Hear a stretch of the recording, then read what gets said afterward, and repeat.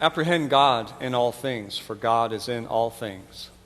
Every single creature is filled with God and is a book about God. Amen.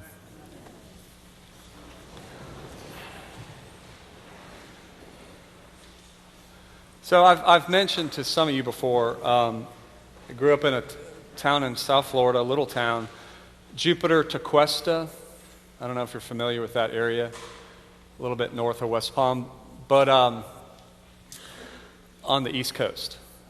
But like a lot of small towns, when I was growing up, there weren't many shops. There was one kind of shopping center near where we lived. And Publix, you know Publix, the grocery store, that was like the main store. And man, I hated having to go shopping with my mom when I was a kid. It was just like such a drag. Except for when there was a place right next door to Publix, a five and dime store. Do they have five and dime stores anymore? It was called Goodner's, five and dime.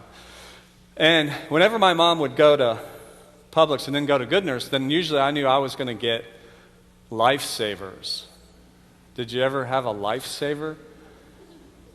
That might be a bit extreme, the name I mean, but they were really good. You know, I mean, I really loved eating those things. And so this one time, I went with my mom to Goodner's, and, you know, I'm looking for the Lifesavers. Where are the Lifesavers? They got to be here somewhere. And lo and behold, I found like this whole rack. It was kind of like the lights from heaven shined right there. And a sound came, you know, and I was like, oh, God, there they are. And look at them all. They're just begging to be taken. They're just sitting there. And so I thought, well, I'll take one. Nobody was around. I didn't really know what I was doing anything wrong. I thought this is the way it worked. You come to the store. This is the Lifesaver store. And you get to have them. So I took a pack of the multicolored ones. You know those? And so then I ate a green one and a yellow one and an orange one. You know, I'm trying to find the red. And I go and I go and I go and finally find the red. And when I find the red, I'm about halfway through the pack. And man, I was loving life. This is the best day ever. You know, I was only, I don't know, maybe 5, 6, 7, something like that. This was the best day ever. Lifesavers, as many as I could eat. And there were so many on that rack. Who's going to miss this one, right? You can tell this is going to go bad, right? So I go outside, put the half a pack, eaten pack in my pocket, and I go outside. And I don't remember exactly what I said. I imagine I said something like this to my mom. You know what the goodest thing in Goodner's is? And she said, no, what's the goodest thing? And I said, Lifesavers. And I showed her the half a pack, and she goes, where did you get that? And I said, well, inside. There's a ton of them. and she said, well, who paid for those? And I blank stare. Pay. That whole concept just I wasn't really up with that. You know what I mean? So pay. Oh, so you were supposed to pay for these. And right there in that spot, God, I felt so bad. The tone of her voice, she wasn't meaning anything, but the tone of her voice and how surprised she was that I had these things and this whole idea of you had to pay for them. Oh, and I just felt so bad. It was a terrible, terrible feeling.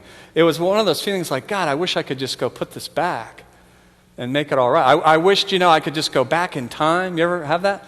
Just go back in time and make a different decision. But I couldn't. And so I was left with the feeling. I found out later that's called guilt, I think. And man, it was terrible. And I didn't think it could get any worse. Yeah. Spoken like someone who knows. Yeah, but that's it, right? Oh, God, it can only get worse. So she goes, well, we're going to have to go back inside and tell them what you've done.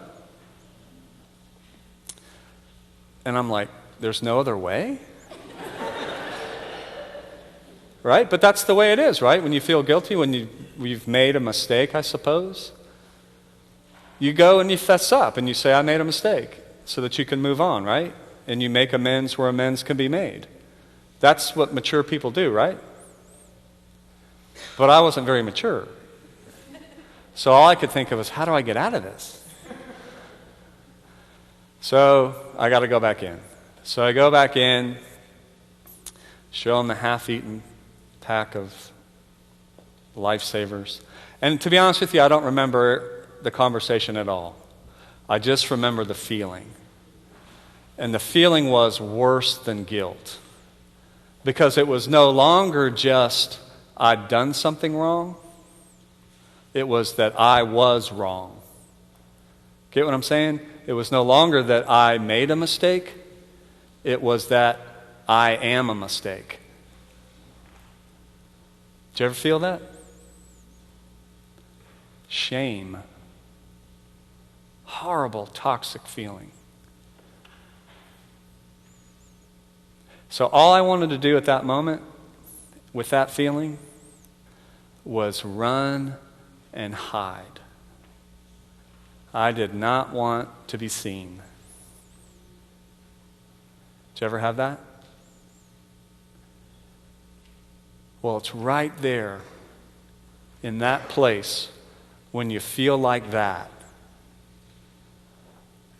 where our story says God comes and says to you and to me and to everybody who's hiding, where are you? Where are you? You don't have to hide from me.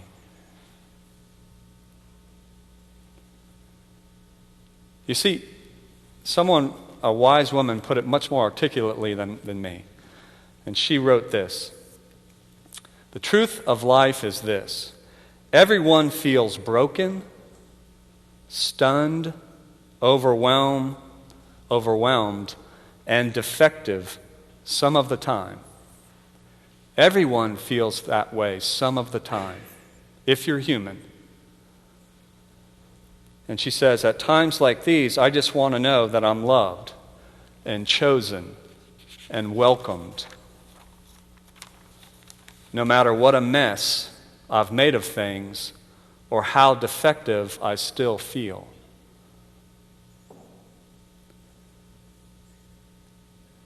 She says, I want to know that God and the people who love me will never leave me alone.